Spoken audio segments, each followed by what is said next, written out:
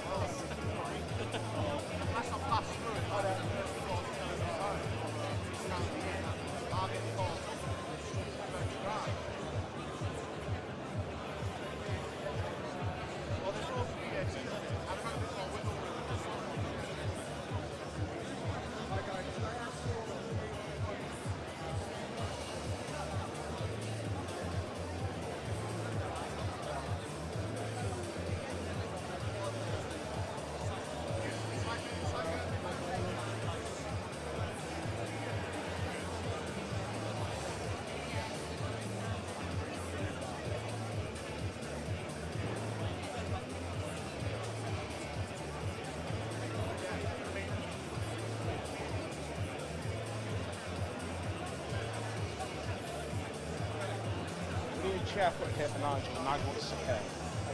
Yeah, Nigel wants to sit here. You start yourself a little bit. Yeah.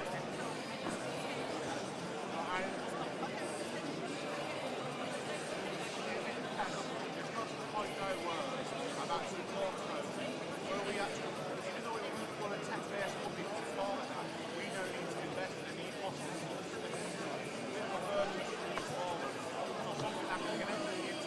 sales to see, get this top of the morning, get this match out. So then you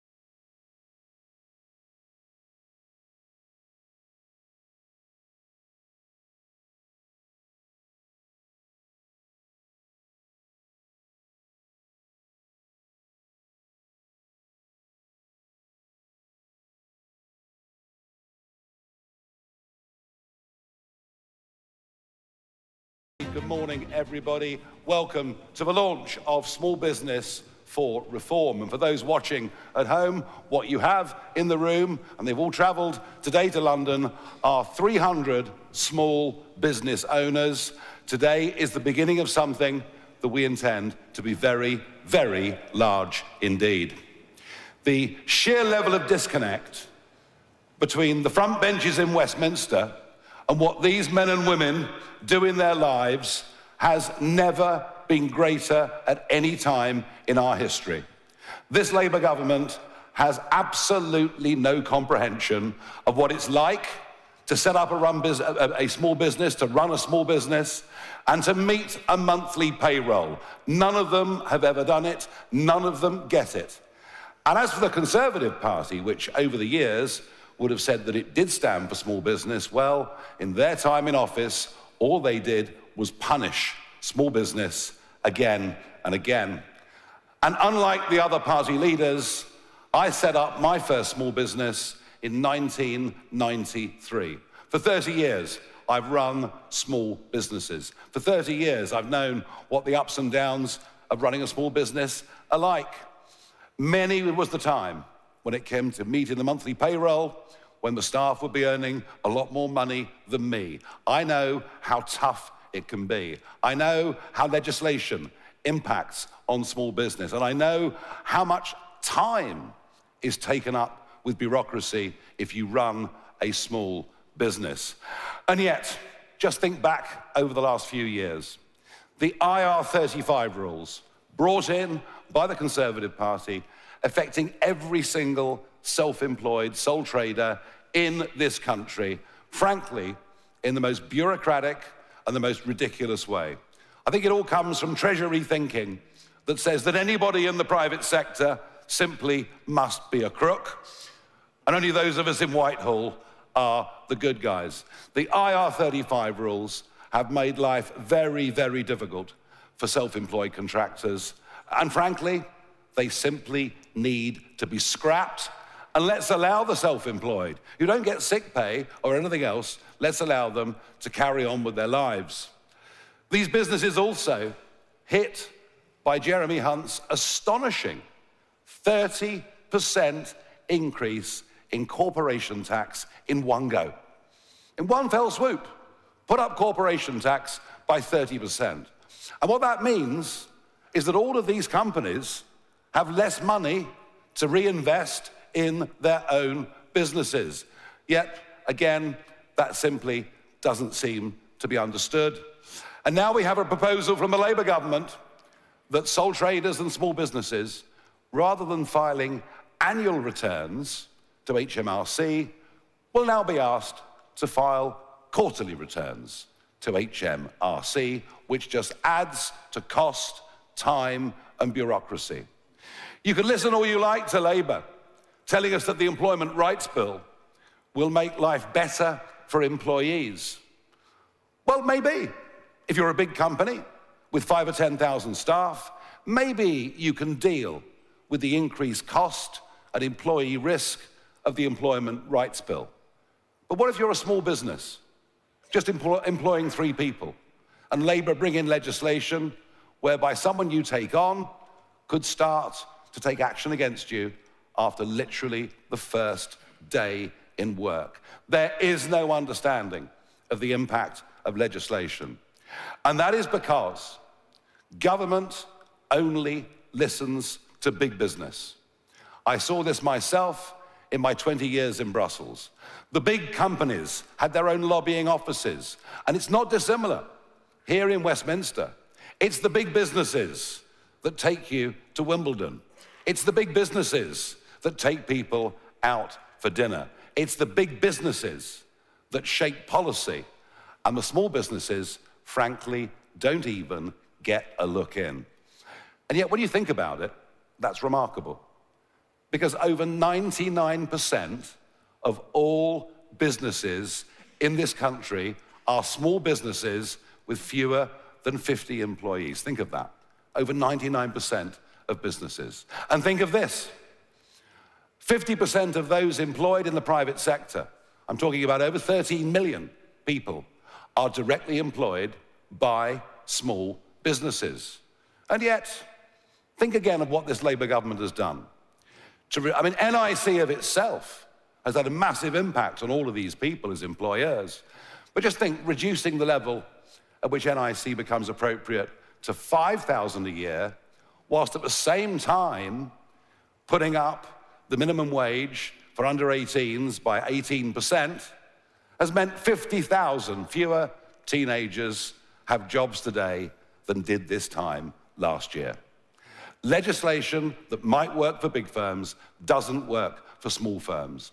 And I think the other great betrayal, and it is that, is every one of these millions of businesses, every one of these 5.6 million businesses believed that with Brexit, the regulatory burden on their shoulders would become less.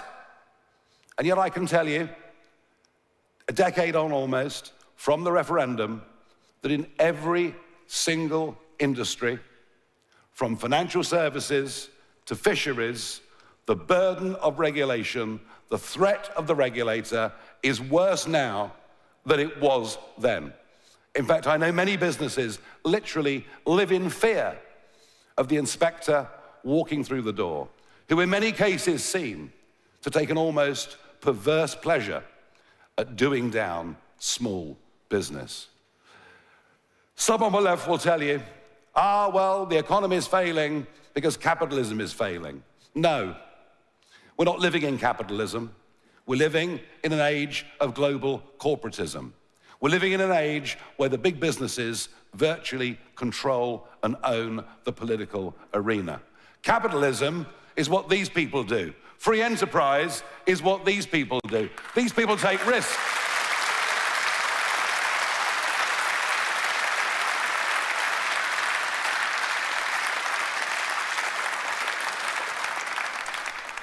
They risk their own money. They go to the bank and borrow money. They've no idea at the start whether their business concept will work or not. And many of them will have failures along the way. But that's what free market enterprise is about. It's about risk. It's about reward. It's about failure. And some of them, who despite everything, go on, succeed, make lots of money, well, they're almost treated in Britain as if they've done something wrong. As if morally it's wrong to be successful. Morally it's wrong to make money. Well, what a reform government will do is everything we can do from the education system onwards to change that culture.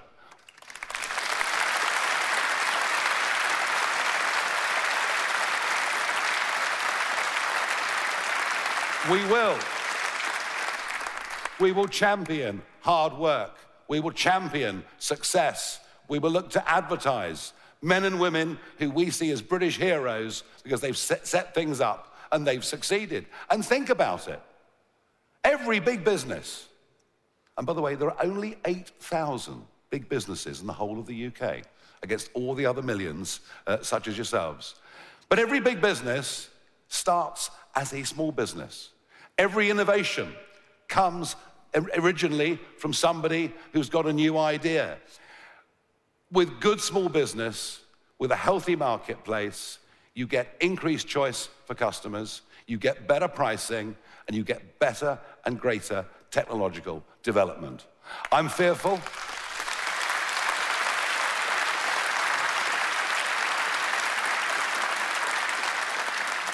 I am fearful that this budget won't understand any of that.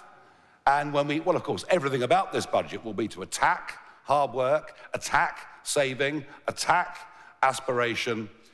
But if Rachel Reeves does make changes to dividend income, etc., I can see a lot of small businesses, especially those in the tech space, just thinking, you know what? I'll hop on a plane to Dublin and I'll work from there. It'll be just so much easier. I fear the flight of business, the lack of investment in this country will get significantly worse if Reeves does touch dividends. So my message today is very, very simple. The Conservatives betrayed you on small business. Labour doesn't have any comprehension of actually what you do as small business. We do. We get it. I've been in business, I've run my own businesses, as many of my colleagues have, as thousands of our members have. And so today, as we launch Small Business for Reform, we are looking for tens of thousands of businesses up and down this country to join this organization. We will put in place a board. We will work together to produce the right policies for small business, for entrepreneurship, for startups, for our manifesto, for the next general election. But more than that, we will become a very strong voice and a very strong lobby for small business as an ongoing part of the national debate in this country. And it's a debate, frankly, that has not been heard for far too long. I feel passionately about this. I will certainly be heavily involved with this organization. This is in my blood. I know it's in yours too.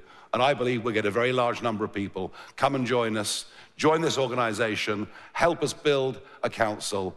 Let's give this the single most ignored group of people in this country. 5.6 million businesses, 13 million staff, 50% of jobs in the private sector. It's about time they had a voice, and we intend to give them that.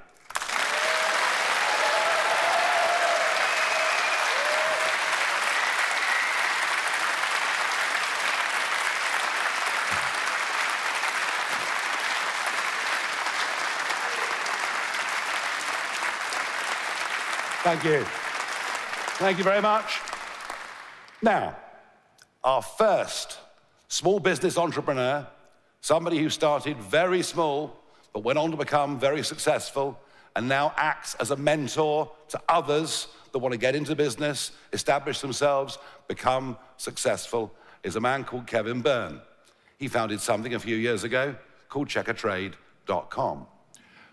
Before I introduce Kevin to the stage, let's have a short video to see who you're about to hear from.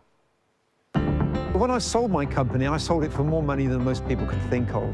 But the whole situation in the UK today for entrepreneurs is crushing them. My name's Kevin Byrne.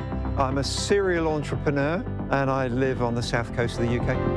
Every single thing in this world stems from an idea. My wife and I are Christians, so I went to members in my church, the builder, the plumber, the electrician, and said, look, I'll do a little leaflet together. Once the word got out, everybody wanted to be in this little book. This was the embryo of the national brand that I built, helping to keep the cowboys out, scouted out. Great, eh? The very original concept idea, and I still got it. One health and beauty, one architect, one bed and breakfast, one builder. And, you know, when you're building a business, it's tough. When I sold my business, I went through an incredibly dark tunnel. So I'm waking up now and there's no reason to get out of bed. What really matters is your health, the health and well-being of your children and your friends around you. And the thing that I'd really like to do is to stay in my country. But the whole system is rigged against entrepreneurs. Have I got enough time to build another national brand under all the caps that this government and previous governments have put into building businesses? Should I live the rest of my life here and then die and pay inheritance tax at 40%? There is no reason for me to stay in the UK, and how sad is that? Because I love this country.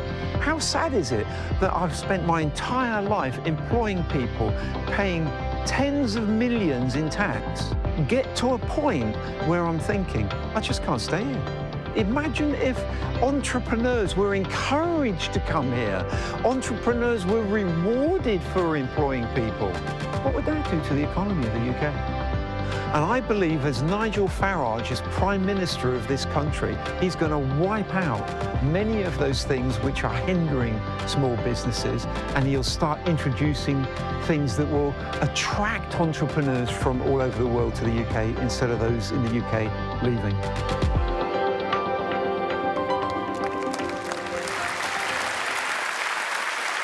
Ladies and gentlemen, I'm pleased to say that Kevin Byrne is not going to emigrate.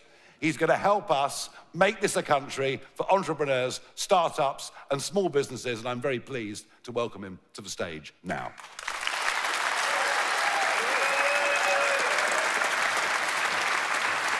All right. Nigel, thank you very much. Good. Enjoy. Thank you. Good morning, everyone, and I'm sorry I've got my back to you. Apologies. I've spent, as you've seen on there, most of my life working either as a sole trader or a small business, and then I got to a national brand, and then I sold it. So there's very little that I have not experienced, gone through as a businessman in this world. I can remember when I was in my 20s and my children started to appear. And this is how it all started. My wife said to me, Kev, look at the state of the carpets. So I thought, maybe I could go out and get a carpet cleaning machine and start. And from that, it's where you advertise. And from that, you put something together. And from that, it leads on to something else. But that whole journey is incredibly difficult, as you will all know, the people around this auditorium today that have built a business. But when I was preparing this speech, I was thinking on what I should say in such a short amount of time. And about 3 months ago, off my own back, I thought I'd put a paper together for Nigel, and I called it Small Business is Britain. And I just want to read you the opening part of this because it's so powerful. Some of these numbers have changed since, so bear with me.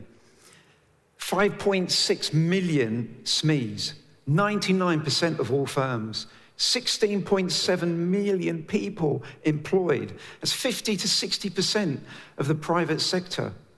2.8 trillion turnover, half the economy, half. I want to emphasize that because in my business, if I had something that was responsible for half the income, man, I would give it all of my attention. But what attention do we get? And I wrote this: confidence is at rock bottom. Insolvencies are at a 14-year high. Over half of all owners say trading is worse than 5 years ago. And most have shelved plans to grow. How sad is that? Risk takers feel punished, as Nigel was saying. Before a penny of profit, the tax man takes his cut. Add in the red tape, late payments, high costs, and entrepreneurs stop growing, or they leave the UK. Isn't that a terrible place to be? So whether you are thinking of starting a business, or you're a one-man band, or you're a limited company, or you're a national brand, I've been there, and I know what the journey's like. And there's very little that anyone can tell me that I haven't experienced or been through myself. But let me bring it right back down to the basics. A very good friend of mine, he actually used to work with me in building my business. He moved to Northumberland. His name's Andrew, and he started a cafe. And I speak to him regularly, and he said to me, Kev, I haven't built my business because of the government or any help that's been offered. I've built my business despite the government and the lack of help. And that is such a terrible indictment, isn't it? For us that are just trying to be the backbone, the heroes of the economy of the UK. We, the tradesmen, the business owners of the UK, we fix people's houses, we transport them, we build their cars, we feed them, we clothe you, we entertain you. Absolutely the backbone of the UK, and yet the neglect from this government and previous governments is absolutely staggering. You'll know as a business person that's self-employed, you don't work from 9 to 5. For me, I got up in the morning, opened my laptop, And when I'd finished for the day at 12 o'clock at night, I would close my laptop and go to bed. Who else experiences that? Most of us, a lot of people nodding their heads. And it's tough, but where's the help? I learned something in my business, building a national brand, that most of us are like the rest of us. And if you can build the right environment, things will grow. I learned that people, your workforce, the small trades of the UK, they want to feel appreciated. They want to feel understood. They want to be able to work with integrity and a strong moral purpose. They want to be trusted, but above all, and this is what I think is probably the most important thing, they've got to have a vision for the future. And right now, I just don't feel or see or sense there's a vision for this country outside of reform. I was asked before I come on the stage, Kev, why have you come over to reform? And I said, it's desperation and disappointment. It's disappointment. So I want to look at very briefly those 5 things. Appreciation, understanding, trust, integrity, vision, and apply that between the government and ourselves as small businesses. Where is the appreciation from the government? I had to have that in my company to make it work. Where is the understanding from the government about our strifes and issues and problems building small businesses? There isn't any. And where's the trust in us? I don't think there is any trust at all. What about integrity? Now, I think a lot of, particularly builders and plumbers and the like, they're under a huge amount of pressure when it comes to operating with integrity, cash jobs, etc. And I wonder how much is being lost to revenue through situations like that. But they feel they're being forced into that corner. And where's the vision that this government and past governments have given us as small businesses? I can't think of anything at all. Can you?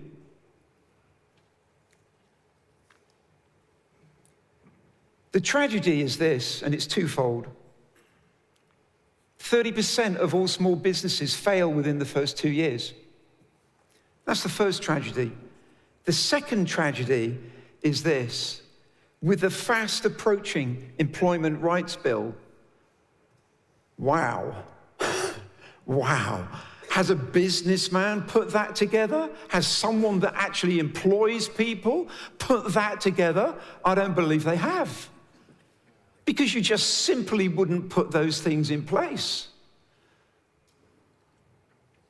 So how many people that are one-man bands that want to start to move forward and employ someone are going to go, I ain't doing that. Not with all those regulations, not with all of those things that are put upon me. If I employ someone and I've got all that to go through from day one, I ain't going to do it. So what's that going to do as a knock-on effect in 4 years, 5 years, 10 years for the economy? If just 1 in 4 people say, I am not going to do this because of this, what's that going to do to the economy? What's that going to do for the small businesses in years to come? It's tragic. But now, let's imagine there's an opposite. Let's imagine that there is a government that truly appreciates small businesses.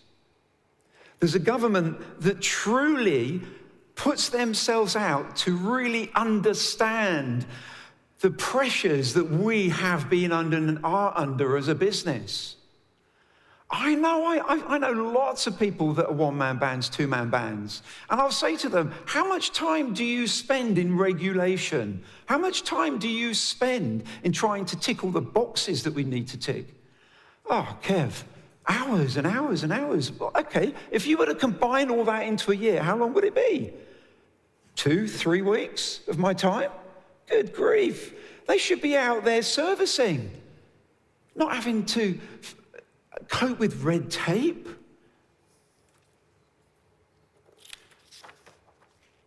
So, what is it that this country needs?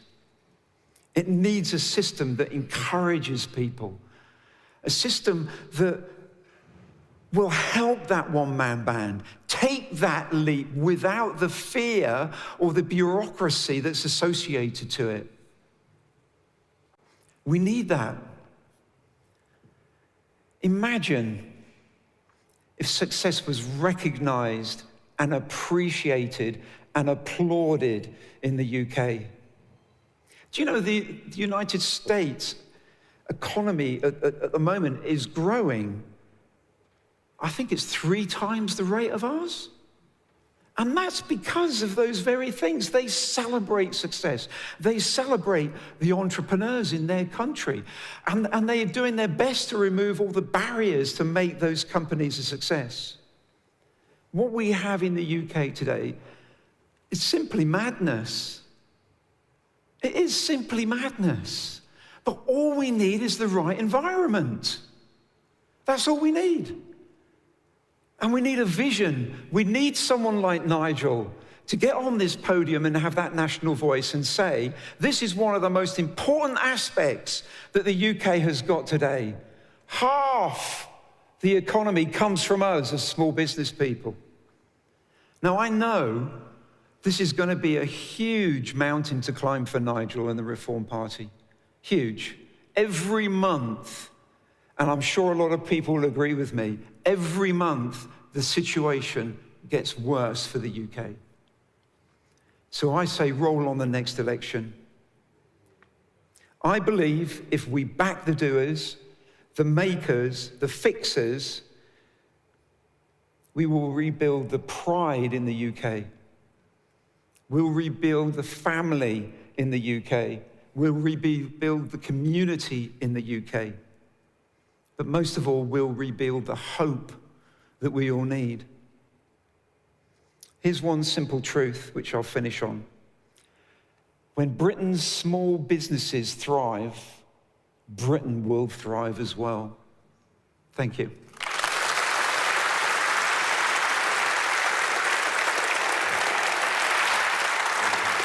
Lots of passion. Well done.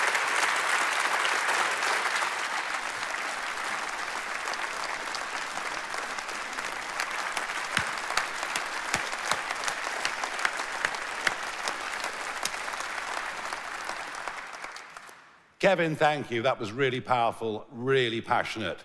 Were you listening, Rachel Reeves? Oh, I don't think so. Even though she was a senior economist at the Bank of England for 10 years, you know. No, I suspect much of what's been said this morning will be met by a blank wall of incomprehension in government and on the front benches, as they simply don't have a clue. I wouldn't even be surprised if elements of what Kevin had said today are not picked up and used by the Prime Minister in PMQs this Wednesday. Mind you, at least David Lammy made Starmer look good, didn't he? I mean... Now, back to the serious stuff. The first thing I want to do is say a big thank you.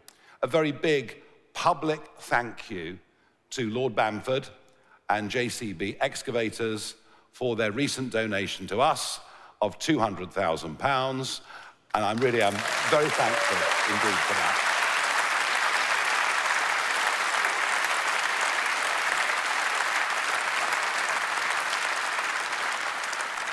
And they've given a lot of money, over £10 million to the Conservatives over the years, but they're giving us some money because they know that we are pro-entrepreneurship. They know that we are pro-startup. They know that we are pro-small business. And Lord Bamford himself describes small business, rather as Kevin just did, as the backbone of the British economy. Nobody in Westminster has understood this or talked about this for years. Today is just the start of you hearing a lot about this, I promise you. Now, we have the usual list of questions from the press, which I will take. Anything to do with what's been discussed today by Kevin or business, I will bring him back on stage.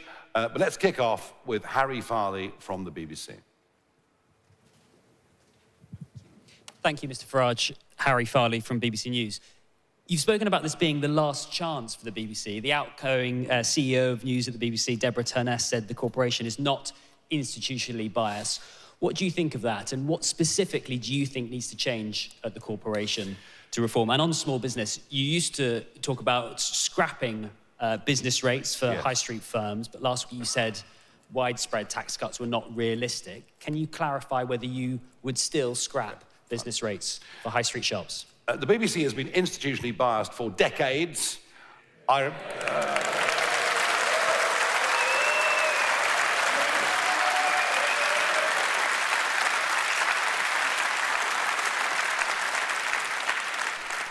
well remember the Wilson report 2 decades ago, saying the BBC were not covering areas like Europe and immigration with any sense of impartiality. And you could, add on to that net zero, climate change, all their interpretation of the horrors that have happened in Gaza. And now, of course, the United States president. I spoke to the president on Friday. He just said to me, "Is this how you treat your best ally?" It's quite a powerful comment, isn't it? It's quite a powerful comment. So there's been too much going for too long. You might have noticed, Harry, that last year 500,000 people stopped paying the licence fee. The year before, 500,000 people stopped paying the licence fee.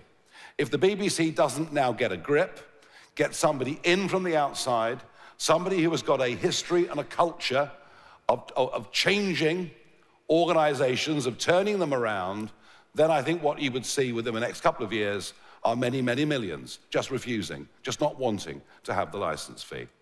I spoke to Nadine Dorries at some length this morning. She, of course, the former Culture Secretary, now a member of Reform, and she was the one trying very hard to bring some reforms in. And I rather agree with her. We need to very much slim down BBC. When it comes to entertainment, when it comes to sport, and many other areas like that, well, they should compete against everybody else for a subscription model. That's the modern world that we live in.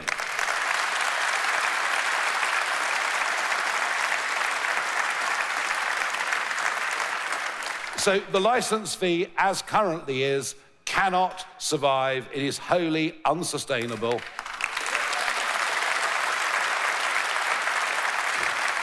Which, by the way, doesn't mean I don't want a BBC. I think part of our global brand, I think the BBC is important. I think BBC World Service is actually very, very important. And I think the BBC should get back to doing news, but just to doing straight news. If it can manage that, it has something of a future. If it can't manage that, frankly, it has no future at all.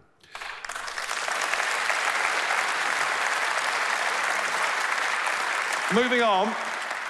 Yeah, I did say last Monday, this country has got to start living within its means. And I think actually people have woken up to that. We simply cannot go on amassing debt at the speed that we are.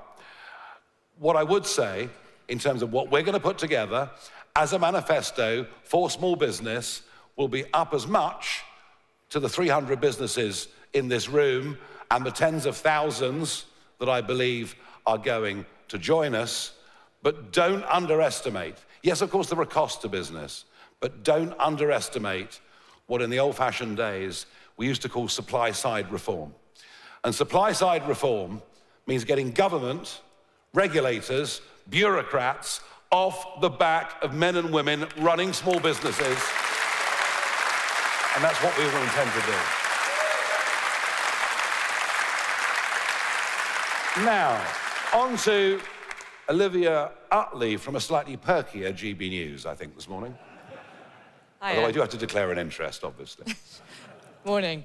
Can we have a few more details? You talked a lot about what the problems facing small business are, but what exactly are your solutions? What changes would you make to corporation tax and business tax? And on the BBC, who would you ideally like to see as the new Director General? Well, I did notice that Donald Trump's press secretary, Catherine Leavitt, suggested British viewers watch GB News, not the BBC, which was quite interesting last night.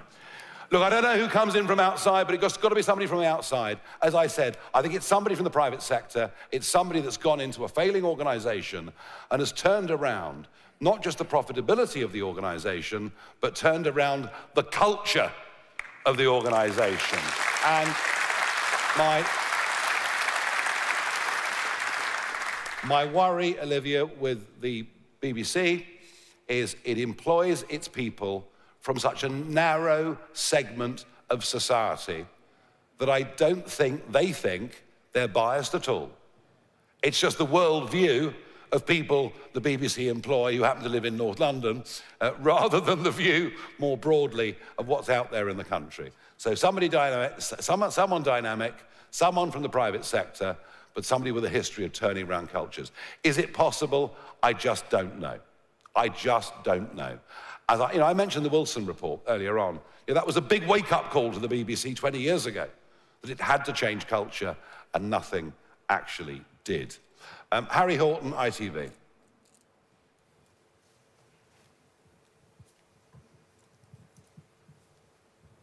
Thank you very much, Harry Horton, ITV News. One of the biggest bits of red tape that small businesses face at the moment, and one of their biggest complaints, is the paperwork they have to fill out when they're dealing with the EU and sending goods to the EU. You've said you'd rip up the government's SPS deal if you got into government yourself. Wouldn't that immediately create much more paperwork for thousands of small businesses across the UK? And then just on the BBC, the broadcasting landscape in this country at the moment is dominated by big American giants like Amazon, Netflix, Disney, Google. I could go on and on. Are you worried about what it means for British culture if the BBC in future is much smaller, weaker, and less consumed than it is today? Well, why doesn't the BBC then reflect what British culture actually is, rather than the absolutely mad...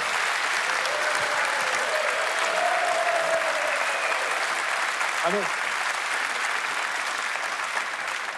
that's our complaint.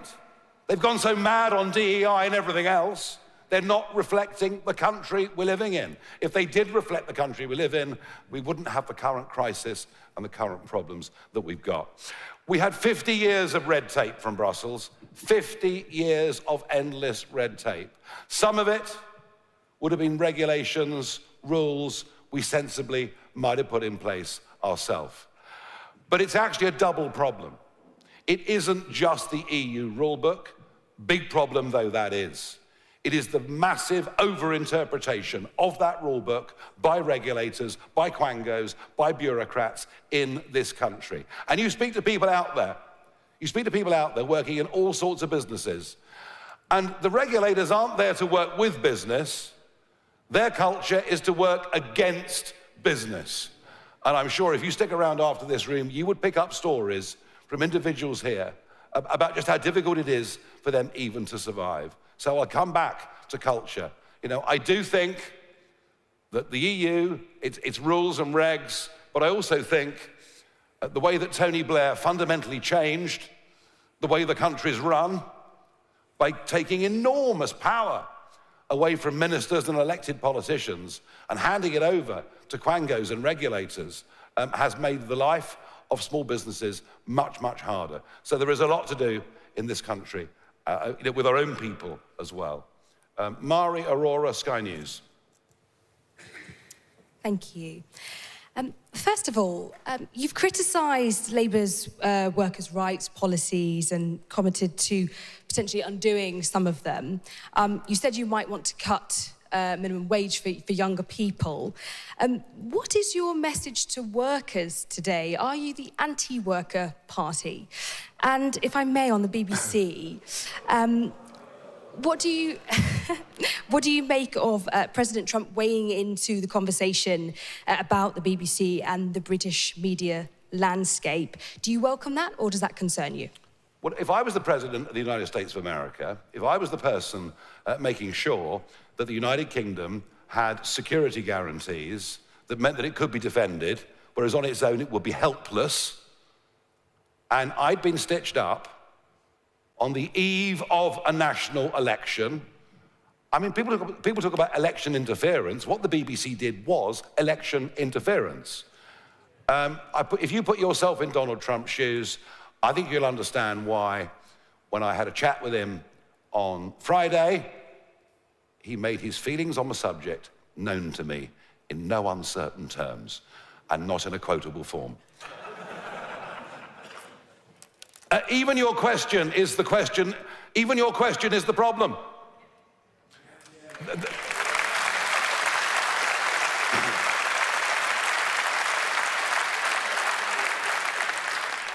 There are only 8,000 big businesses in the whole of the United Kingdom. Only 8,000. 99% of companies have fewer than 50 employees, and most of them are 1 or 2 person operations. And the whole national debate about the economy and about jobs and about work and about legislation focuses solely on those big businesses, because they're the people that have the voice. They're the people that appear on the morning TV and radio shows. We are pro-worker. We believe what we do will create many, many more jobs. Many, many more jobs.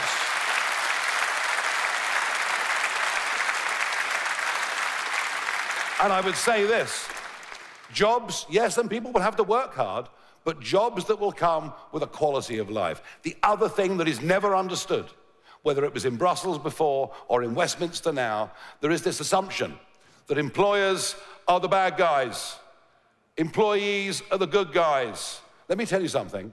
Most people that run family businesses treat their staff as well as they treat their own families. I know that.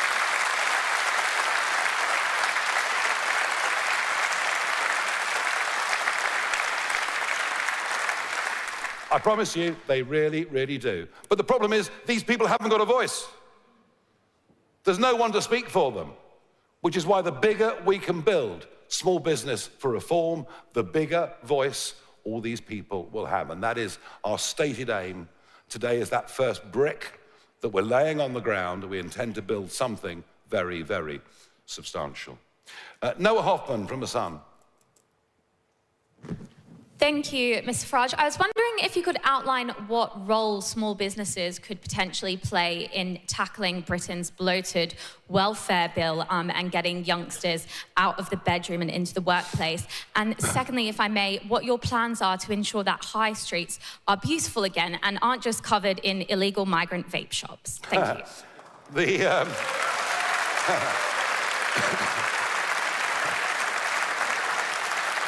You know, what I said 2 weeks ago was that if you reduce to £5,000 the level at which employers start to pay NIC, and you substantially increase minimum wage for young people, you will finish up with fewer young people in work. And sure enough, year one, there are 50,000 fewer young people in work. I would say that immediately in this budget, what Reeves has to recognise is that bringing the NI rate for employers down to 5,000 has been bad for young people getting into the workplace. And frankly, I want as many young people as possible to get jobs, to get into the workplace, and to get into the habit of actually working.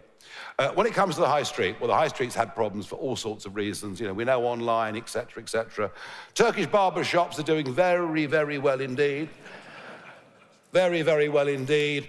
Whilst many of these people here have been debanked because they have one payment that seems to be unusual, and they're caught under anti-money laundering regs. I mean, you literally couldn't make this situation up. All I would say about the high street is one of the things in the high street that does still survive is the bookmaker's shop, which actually for a lot of lonely people is a place they can go in, meet people. There are 22 million people, 22 million people a week have a bet of some kind in this country. Yes, there are a few problem gamblers, but there are problem drinkers, there are problem drug takers, there are problem everythings. And I worry that if she puts up gaming duty significantly in this budget, not only will it close hundreds, maybe thousands of high street bookmakers, but I genuinely wonder whether Clacton Pier and the other 400 seaside villages and towns that have innocent amusements where kids put in tuppence, you know, those maddening machines. You always think you're about to win big, don't you? I still think I'm going to win big. I never do.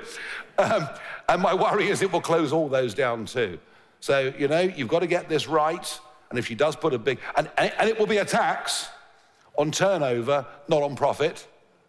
So the impact on the high streets, the impact on our seasides could be very, very serious. I very much hope she listens, and I know The Sun have been taking this incredibly and quite rightly seriously. Martin Beckford, Daily Mail. Thank you. You mentioned big business owning the political arena and lobbyists taking people to Wimbledon. Do you currently want your MPs not to take freebies? And would a future reform government, would ministers be banned from accepting corporate hospitality? Thank you. Well, that depends what corporate hospitality is. You know, and you've got to define it properly, haven't you? You know, is it having a cup of tea? You know, clearly not. You know, is corporate hospitality going to Wimbledon? Perhaps it is. Look, you know, the most important thing about this is that it is above board and it's not hidden, so that everyone can see. But I can promise you, I can absolutely promise you that it is the voice of big business that Brussels listen to. It's the voice of big business that Westminster's listening to. And I've had these debates and arguments over the years with ministers. They say, but Nigel, it's what business wants. So no. It's what two big businesses want. And actually they want an environment that makes it as difficult as possible for small and medium-sized businesses to survive, to flourish, and to come and challenge their role in the marketplace. They want to squeeze everybody out.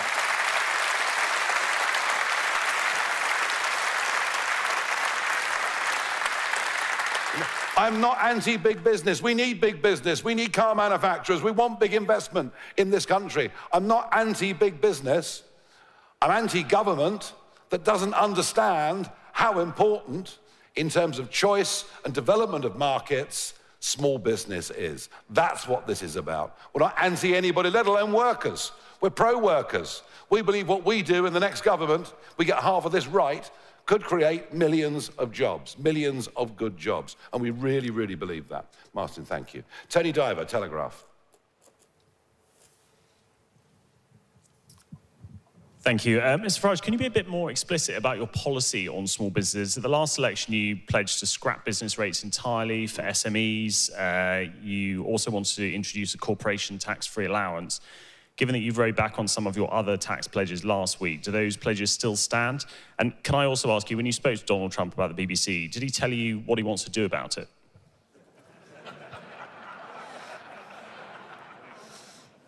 Not sure before the watershed I can answer that one.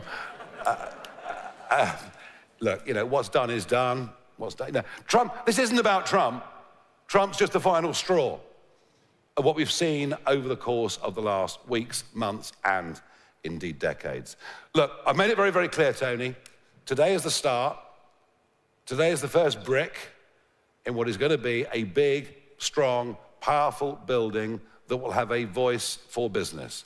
I understand what you say. It links in very much to the question from a son about business rates. You know, we will build and forge a full policy on this between now and the next election.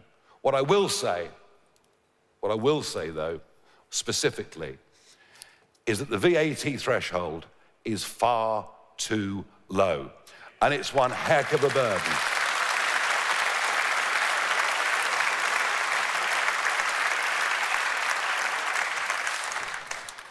Stefan Bossier from The Times. Thank you, Nigel. Stefan Bossier from The Times. You know, a lot of the words you've said today will be seen as an attack on big business. You know, you said it's an age of global corporatism and that they own and sell Westminster. Are you not concerned about the sort of thing that could do to business investment under a potential reform government, particularly amongst big multinational companies? No, I'm very happy for big business to invest in Britain. You know, I mean, I'm very happy when Nissan years ago opened car factories. I was very happy when I worked in London and 300 foreign banks headquartered in London. Very happy with that. I'm not anti-big business. I'm just anti-big business having such a say over government policy that small business doesn't get a look in. And believe me, small business has not had a look in for years and years and years. It has become the most neglected sector of the British economy, and yet, as Kevin said, it's half the economy. So let's give it a voice.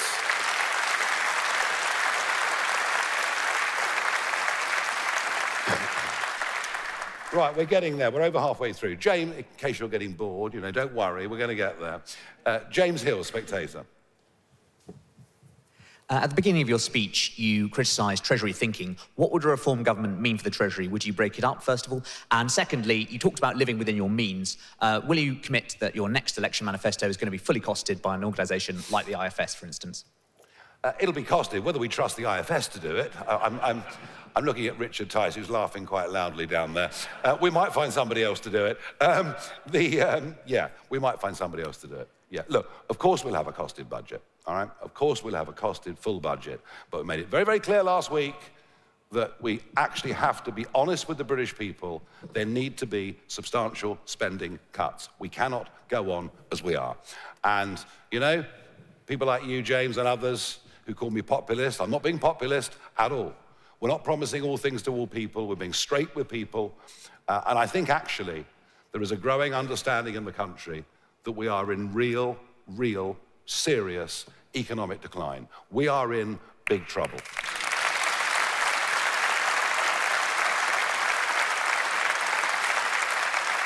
George Lithgow from PA. George?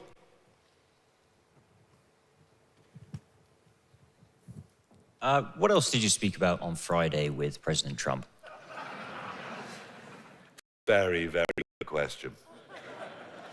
It's a very good... Shame you've wasted it, really, isn't it? But it's a very, very good question. No, we talked a little bit about the British political scene, as you might understand, and we talked particularly... Now, I will say this. Other things I won't say, but I will say this. We talked about energy. About energy, without which, without reliable energy at cheap pricing, we are seeing literally an industrial massacre in this country. It comes month on month on month, and we give ourselves almost no chance of getting into the 21st century technologies, which, by the way, will be big businesses, yeah, data banks, etc. I'm not against all this. And we are going to need a lot more energy than we've ever had. And to currently have the highest industrial energy prices in the world, Trump just thinks is a most self-destructive act. And I agree with him 100%. Our energy policy is mad.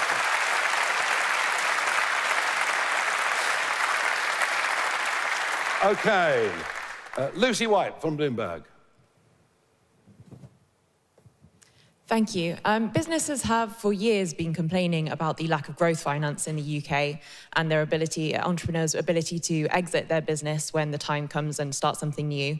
What do you plan to do around that area to increase growth finance in the UK and exit opportunities? And both yourself and Richard Tice have spoken in recent days about private equity and the shame that it is that so many of our businesses are being bought by private equity. Do you plan to introduce restrictions on that if reform is to get into government? Well, the first thing I would say is slightly more, I mean, I understand your question, but exit tax. There is now talk of an exit tax. You want to sell your business, you want to move, there'd be an exit tax. And there's rumours that could come into the budget. That would mean that people just wouldn't invest here. They'd start investing elsewhere. And that, I think, would be a major, major problem. When it comes to finance, well, look, there is already a secondary lending market that is building and developing out there. No one quite knows the scope or the scale of it, partly because banks quite massively de-risked after what happened in 2008.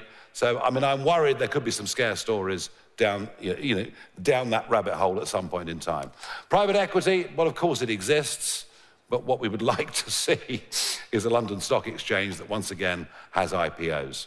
And I can't promise to wave a magic wand on that, but I think your question is part of a much bigger question about the Financial Conduct Authority and the way in which it operates in what is still Britain's biggest industry. It has lots of individual players, but it's Britain's biggest industry.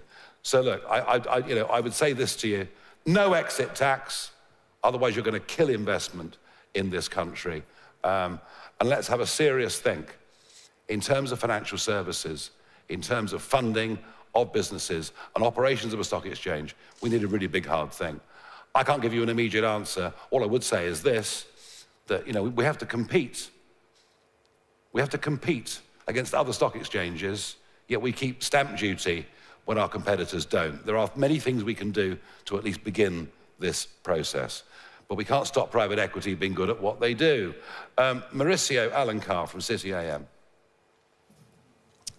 Thank you. Just on the VAT threshold, some right-wing economists have called for it to be lowered to promote growth. How high should the VAT threshold be? Significantly higher than it currently is. And if you ask, there are so many businesses, there are so many one- and two-man bands who find themselves literally on that cusp. They're literally on that cusp. And that's why the argument for increasing the threshold makes sense. You know, you're operating a one- or two-man band, you can sort of understand that you might be at or near where the threshold is. Remove that worry, and I would say it would need to be sort of, well, I'm not going to predict now whether it's up 75%, 100%, but it's something in that region. And at the moment, it's a damn nuisance to a very large number of people and a huge worry to a very large number of people. And it's one of those things, you know, Kevin talked about it earlier, it's one of those things, it's the difference between having one member of staff and two members of staff. You know, and if that conversation is had amongst millions of businesses, you begin to see what the potential for this sector of the economy really is. Removing some of the headaches makes an awful lot of sense to me. Mari Novick from the FT. Hello. It's not entirely clear to me. So you did speak to Trump on Friday about the BBC. Can you be a bit clearer about exactly what you said and what was said and what he replied? Look, I'm not going to say any more than I've said. He was very, very unhappy. Is that the way you treat an ally? Well, it's not the way that I treat an ally. I mean, the guy was stitched up in the most unbelievable way on the eve of a national, general, and presidential election in America, and he and large numbers of Americans are utterly furious about it. And, you know, at a time when there is quite a big debate in America about just how much support they should give to this side of the pond, whether it's to Ukraine or whether it's to us, and that debate is happening, it's a very, very damaging thing. It's good that it's been dealt with for now, but just getting rid of two members of staff does not eradicate the cultural problems that lie deep within the BBC and have for many, many decades.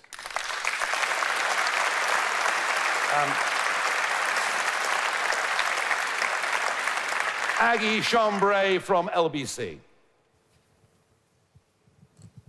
Thank you very much, Aggie Chambray, LBC. If your small business board recommended closer ties with the European Union to make the regulatory burden on business lesser, would you do that? And also, if I may, you said you want the BBC to just do straight news. So under a reform government, would that mean that the BBC wouldn't host things like The Traitors? Well, it wouldn't need to, would it? It wouldn't need to, because it would be, if it was going for programs like that or Strictly, it would compete on the market and it would compete for us to pay, as we have to pay to watch all sorts of services and streaming services. It's a fundamental change. It's a fundamental change, and I think its time has come. Sorry, your first question?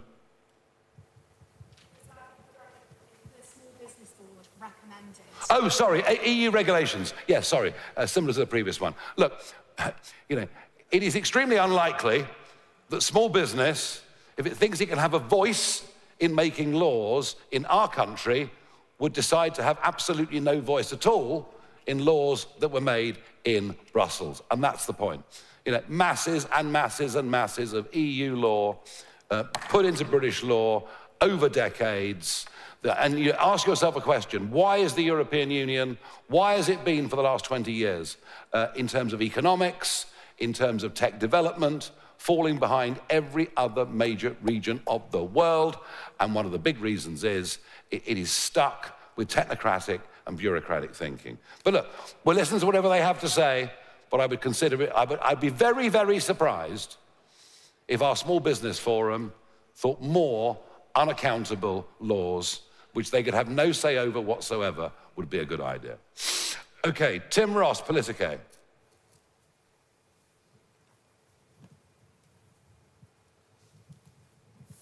Thanks very much. Just following on from that point, big business in the city in particular would welcome a closer relationship with Brussels. Would you be willing to consider that potentially, since you're keen to see big businesses invest, as you said earlier? And secondly, you're aiming to become Prime Minister and to represent the UK around the world. Apart from Donald Trump, who you clearly talk to quite often, who else do you have a good relationship with, and who else among the world's leaders and politicians do you most admire? Thank you. Look, as far as the city's concerned, what we've done is we left the single market, which should have made life easier with the rest of the world, if a little trickier with Europe, but we haven't changed anything else. We made one change by leaving the single market, and we've done nothing to get rid of the most ludicrous legislation. And I'll tell you this, I mean, I'll back to IPOs, actually, and the Financial Times question of a few moments ago. London is now too expensive to do business. Why? One, the EU rulebook, but two, and even worse, the way that our own regulators, in this case the FCA, impose the rules. Well, it seems actually the FCA are now more worried about DEI employment policies in financial services companies than they are as to whether they're any blooming good or not. In terms of other world leaders, there are one or two other world leaders that I know and I've met, and I suspect after the next electoral cycle in Europe, there'll be even more that I know. But, you know, of course I know Mr. Orban, and of course I know Giorgia Meloni, and of course I know these people. And, you know, I have over the last few months developed some relationships in other parts of the world, which I'm not going to disclose at this moment in time. Will Hazel from the iPaper. Thank you very much. It's quite a big day in the preparation of the budget today because the OBR has submitted its first forecast to the Treasury. Your head of policy, Zia Youssef, has said some quite strong stuff about the OBR. He's described them as fake experts, a bunch of morons, and said they have no credibility. Would you scrap the OBR? And just on the BBC, if I may, Nigel, do you think all of the BBC's revenue should come from that subscription model which you outlined, or would that core kind of news function, could that be funded by a diminished licence fee, do you think? Well, I'm very surprised that Zia Youssef would use language like that. I would have thought he'd been much harder and gone a lot further.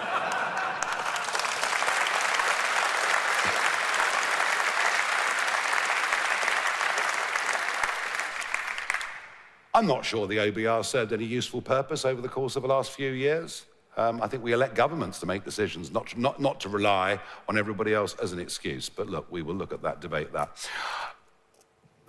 So when it comes to the World Service, the funding of the World Service comes out of the Foreign Office budget, which is right and proper. You know, is there an argument? Most of the BBC services should be subscription.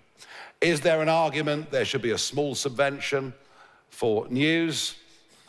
I just think we're moving towards a world where we pay for everything. And if BBC News was good, would people pay a reasonable amount for it, just as they're paying for other channels or other news services? I think they probably would. But look, I'm going to work with Nadine Dorries on this. You know, she was the person really trying to drive change. She was the person that said that the last renewal was the last ever renewal with the licence fee as it's currently structured.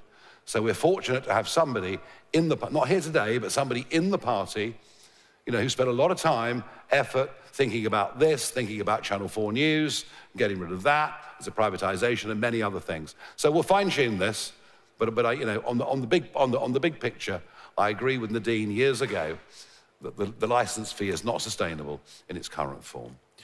Eleni Courier from The Guardian. Sorry. I just thought a bit of lesser. Right, is that better? Fine, thank you. Eleni Courier from The Guardian. Thank you. Picking up on what you said about lobbying by big business, will you set an example by stopping big businesses from sponsoring Reform's conference from next year?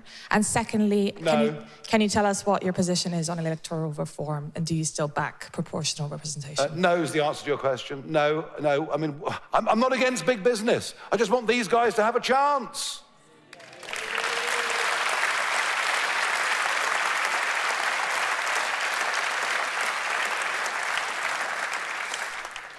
On electoral reform, I've always favoured AV+, which would mean significant minority voices will get a vote in the House of Commons.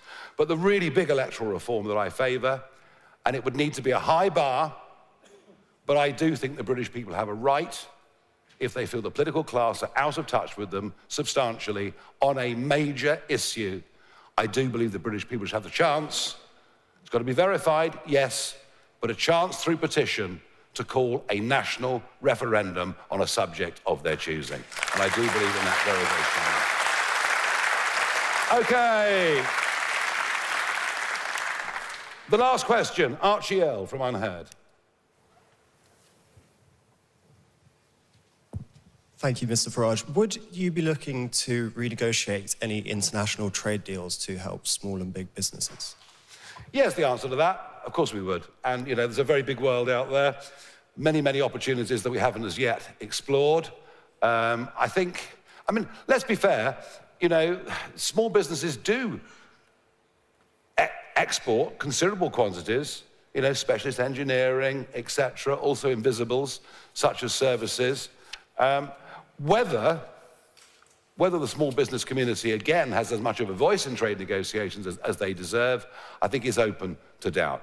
But you know what? We're open to everything. And that's the point about what we're doing and what we've said ever since last Monday on economics, on business, on entrepreneurship.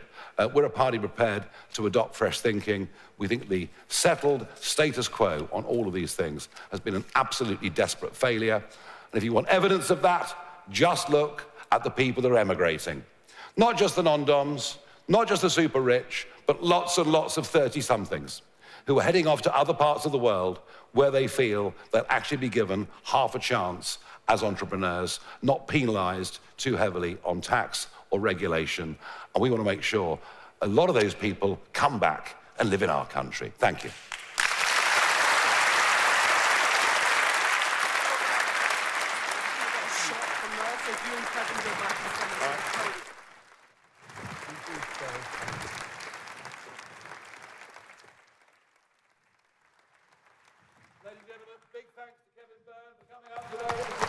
Hold your balls up. Hold your balls up. Hold your balls up. Hold your balls up. Very good. They always take longer than you think they need.